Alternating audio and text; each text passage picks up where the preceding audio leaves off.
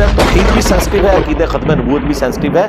یہ تو اسلام کی جڑ کاٹنے والی بات ہے کہ آپ رسول اللہ کے بعد کسی کے بارے میں یہ عقیدہ رکھتے ہیں کہ اس کا کوئی اللہ کے ساتھ تعلق ہے. ختم نبوت کدھر گئی؟ پھر تو قاسم نوتوی ٹھیک کہہ رہا ہے، پھر تو بے شمار موجود ہیں.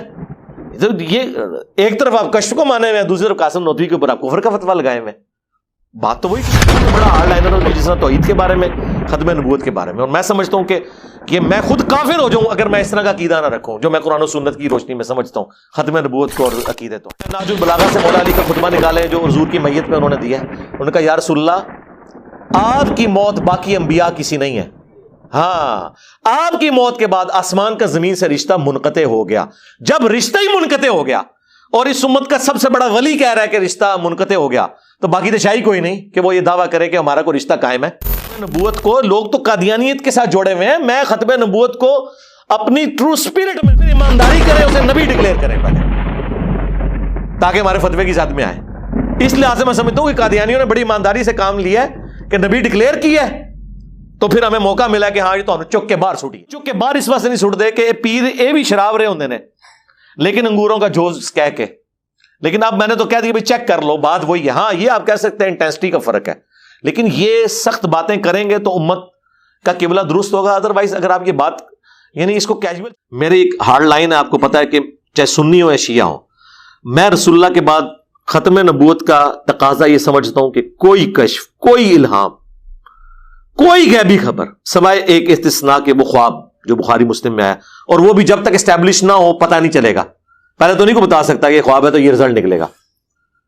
ختم نبوت کے میں منافی سمجھتا ہوں. میں عقیدہ امامت کو اس لیول پہ لے کے جانا کہ اسے کوئی ڈیوائن مانے، یا کشف اور الہام کے عقیدے کو کہ اللہ اور بندے کا کوئی تعلق رسول اللہ کی وفات کے بعد بھی ہے، اس طرح کا کہ اس کے اوپر کوئی باتیں نازل ہوتی ہیں اور وہ امت کو گائیڈ کرے گا اللہ سے پوچھ کے. میں معذرت کے ساتھ پھر یہ بڑی لجاجت سے پوچھوں گا کہ پھر غلام احمد قادیانی کا کیا قصور ہے؟ صرف یہ کہ اس نے امتی نبی اپنے آپ کو کہہ لیا، کام تو وہی ڈھلا ہوا، چاہے چشتی رسول اللہ کہہ کے ہو، اشری تھانوی رسول اللہ کہہ کے ہو، یا امامت کو یہ بگڑے کہ ان کو اللہ تعالیٰ کو گائیڈ کرتا ہے. یہ تو بہت خطرناک بات ہے.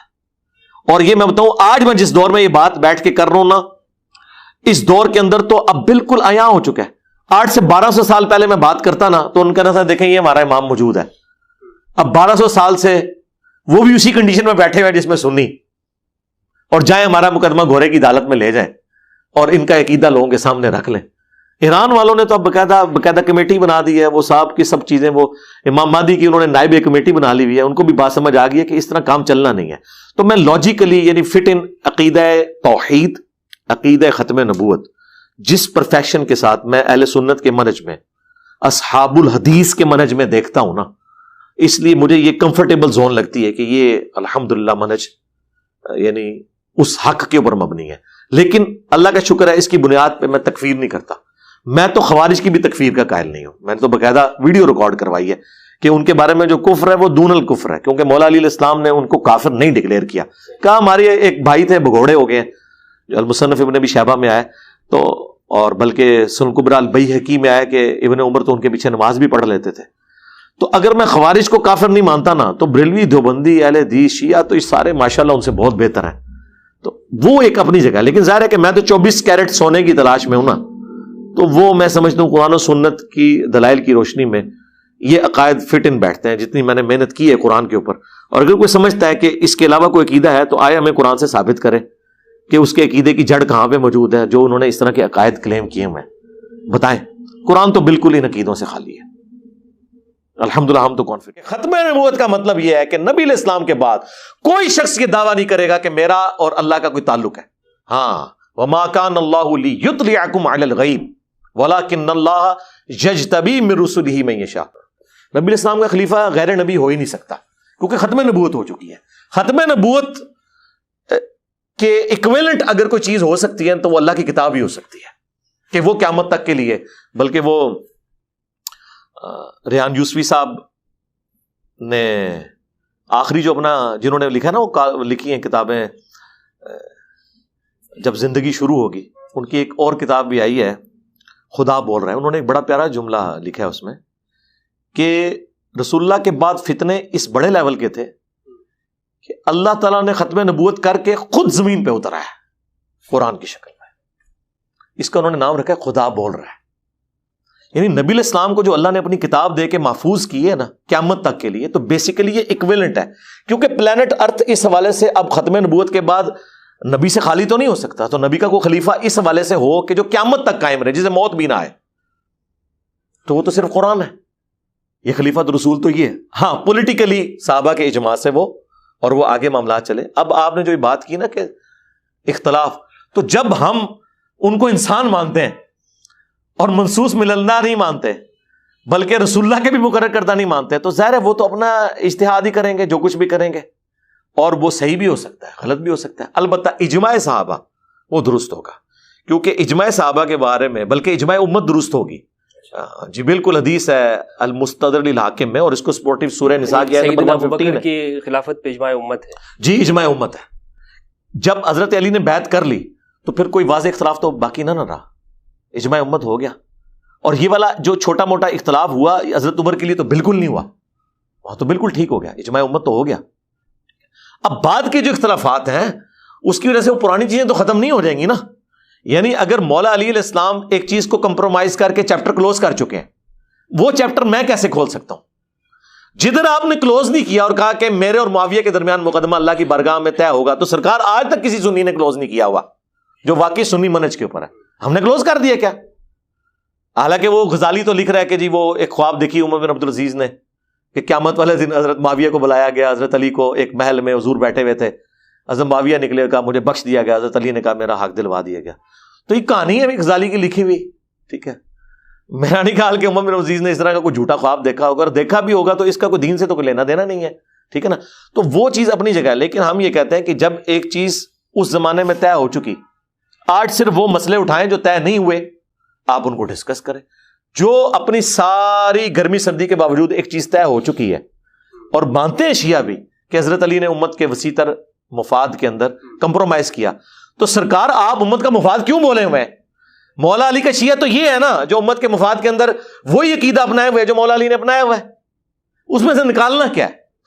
اور میرا تو یہ عقیدہ ہے کہ اگر یہ منصوص من اللہ والی یہ بات مانی جاتی تو سرکار مولا علی کے اوپر یہ اتنا بڑا بلیم لگا. یعنی مولا علی کا تو ایمان بہت اعلیٰ درجے کا ہے, اگر میں منصوص من اللہ ہوں نا, سرکار آپ ایک ابو بکر کی بات کر رہے ہیں, میں تو 1,24,000 صحابہ ہوں, میں سب سے ٹکرا جاؤں اور قتل ہو جاؤں منصوص من اللہ اگر ہوں تو میرا رائٹ ہے جب رسول اللہ مجھے بنا گئے.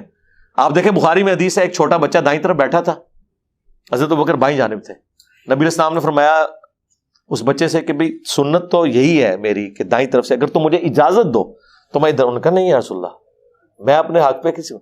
تو اب دیکھیں ایک بچے کو یہ بات سمجھ ہے, حضرت علی کو نہیں سمجھ, ٹھیک ہے.